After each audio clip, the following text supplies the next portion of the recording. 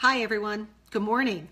Beautiful sunny Sunday morning, and this is Beth from the Finicky Feline and Fido.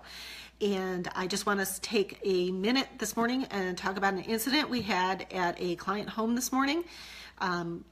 This particular incident actually happened with me, not one of my sitters. I've been taking care of a couple of cats now for a couple days. Went to go into their home this morning. As I walk in, there is extra lights on. There's doors open that weren't open. A couple of the rooms look, well, kind of messy. We'll phrase it that way. At that point in time in the morning, I thought they had potentially been ransacked, given that they were like the office kind of thing going on. The pets were fine, but since I wasn't sure what was going on inside the home, what our protocol calls us to do is to back out of the home, because there's no way that we know if someone is still in the home, if a burglar is in the home. We're not sure what's going on. We leave the interior premises and call the police, which was done. After calling the police, we make every attempt to contact the client. Given the hour and time that this took place, which was 7 a.m., sometimes, you're on vacation, you're not maybe going to answer the phone at 7 a.m.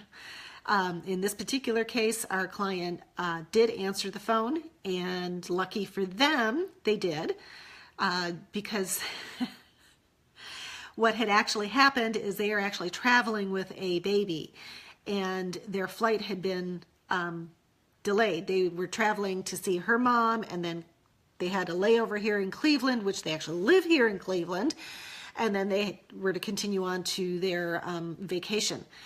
Well, apparently the layover got delayed, and they, instead of sitting in the airport with the baby, decided to come home last night, which is their home, their prerogative.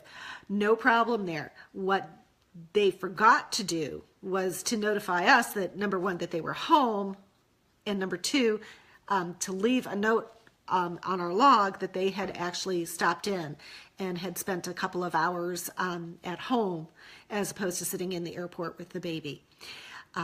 She was very surprised when I told her. I says, well, you know what, this was the condition of the home. I just want to make sure after you left that nothing else happened. And she apologized, somewhat a little embarrassed that the office was considered ransacked by me. But she was actually grateful that we have a protocol in place to go and call the police first and then notify the client. After I hung up with her, I was able to get a hold of the police and let them know it was a false alarm. Everything was fine, and we were able to complete the pet sit. But that is one of the reasons that you want to go with a professional pet sitting company, is that we do have protocols and procedures in place to take care of such events. If your home is burglarized while you are gone and we're doing your pet sit, we will contact the police. We will back you up for your insurance company to come out and do any kind of assessments that they may need to do, or appointments that they need to schedule. We will also, if the home is in bad condition after a burglar has come through, we will take steps to make sure your pets are cared for, either at one of Fido's bed and breakfasts or through a kennel. But right at this point in time, we are able to help you out and make sure things get taken care of until you're able to get back. Luckily, in this case, it was a good ending to what I thought could have been a very bad situation. So that's it for this morning, and thanks, and you all have a great Sunday. Bye.